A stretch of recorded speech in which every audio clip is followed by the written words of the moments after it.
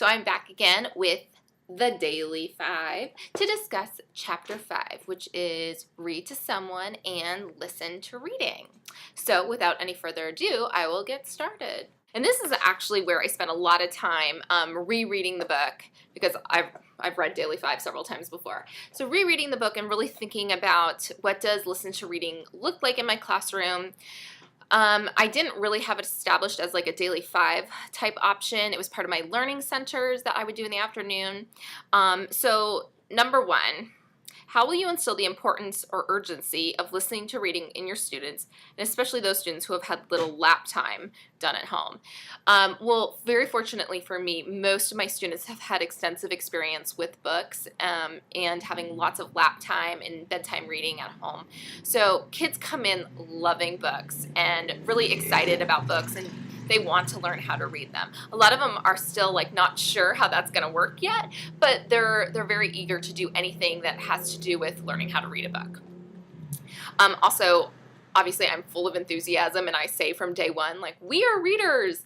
And I think by building up that kind of energy in the classroom and establishing that, that's my attitude and my opinion towards it, and I want everyone else's to be that excited about it, also helps kind of establish a climate that is conducive to building that urgency.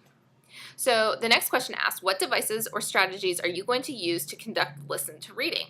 Will you use a community recording device with one CD and several earphones, individual CD players, tape players, iPod type devices, or computers?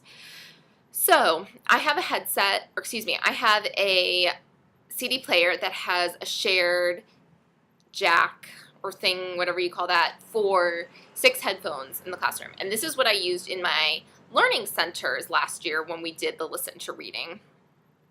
And it was an okay way of doing it. My headset jack was a little bizarre and it didn't always work, but I kind of figured out how to troubleshoot it, and the kids learned how to press the play and skip and stop on the CD player. I didn't have them ever change the CDs because we were only listening to one story a week. So I really like the idea of using the individual CD players so that students can have more choice. Pick stories that they are interested in listening to, but I have to say overall, listen to reading is a big hit, and they loved being able to sit and listen to stories and flip through the books. Number 3, what expectations will you have for your students during listen to reading? How will you keep them on task and independent instead of needing your assistance when they can't manage devices? So for this one, my response is model, model, model, practice, practice, practice. I also want to make some books or maybe some signs for my classroom about our experts. And so our experts are going to be people who are really, really good at something. So I'm going to have like a shoe tying expert, and I'll have a listening center expert. And so these are kids who have shown me that they really get how the equipment works, or whatever they're an expert at. They get it. They know how to do it, and they can be independent. So instead of, if for some reason a CD player breaks, instead of the student immediately running to me and interrupting a guided reading group, they can go to that expert in the classroom, see if the expert can fix it, and then if it's still an issue, then they can come see me.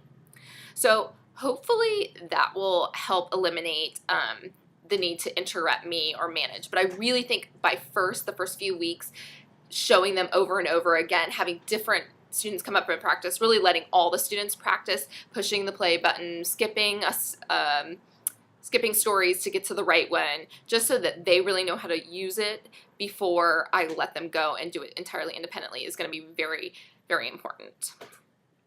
Number 4, do you have enough listening to reading type materials? If not, what ideas do you have for securing them? Where will you store them? How will your students retrieve them? Where will they be used? Will there be a designated spot in your class for listen to reading, or will it be their choice?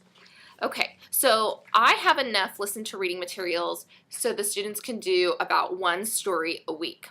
But a lot of the other teachers who blog and linked up with this had suggested online reading sites like Storyline Online and Starfall. And so I am hoping that I will be able to do that and use the iPads. Now, the iPads that we have are for the entire school, and so there's kind of like a checkout system. I don't think it would be that difficult to check out, say, like 6 or 7 of them just let's say maybe every Monday. I don't think I'd be able to do it every day because the Daily 5 is going to be spread out through our entire school day. I don't ever have like a big chunk of time where I can run like one Daily 5 right after another.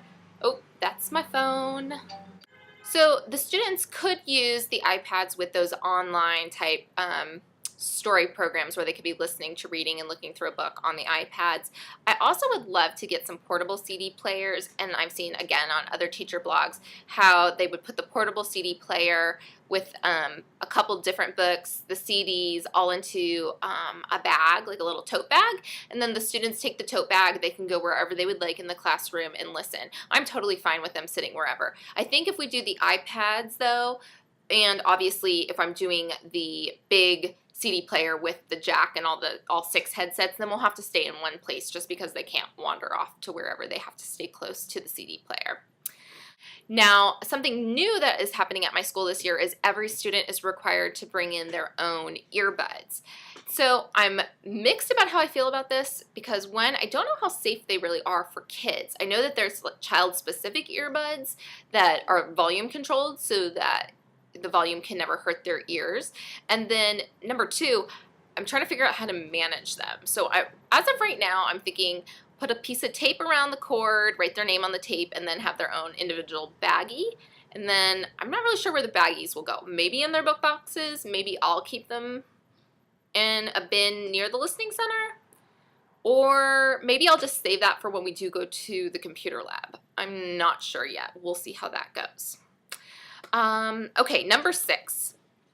How do you feel about listening response sheets? Will listening to reading be just for listening, or will there be follow-up work required of your students?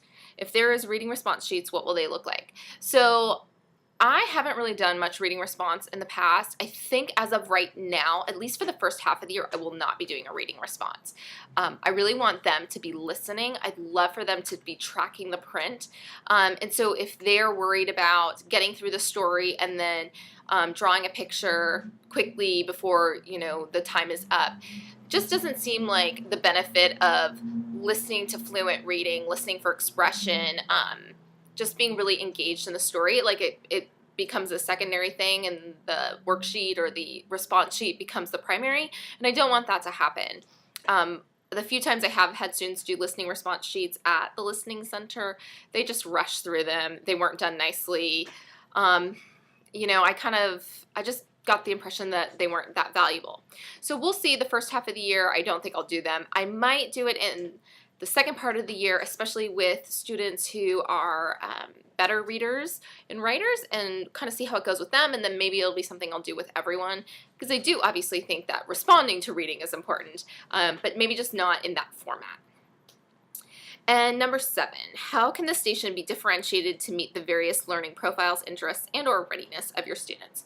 So obviously, if I'm able to make this a center with individual CD players or the iPad, students will have the element of choice. So they can pick out the type of story or which story they want to be listening to. And then of course, obviously, some books are more difficult than others, and so the students that are really ready to dive into a book that maybe has more text, they can do that. Even though I kind of find kindergartners aren't too discriminating, especially when they're listening to it, since they don't have to be reading any of the print, that maybe doesn't always factor in. But I am concerned about if I can't find the CD players, having the 6 students around the one listening to reading station, the one CD player obviously doesn't differentiate it much. So I'm definitely going to be looking for alternate ways, hoping to use the iPads, because I do of course, always want to be differentiating to the various learning needs and interests and learning styles of my students. So that is all that I have today for the Daily 5, Chapter 5, Read to Someone and Listen to Reading. Let me know what you think of some of my ideas in the comments below, or you can comment on the blog, and I look forward to seeing you next time with Chapter 6. Bye!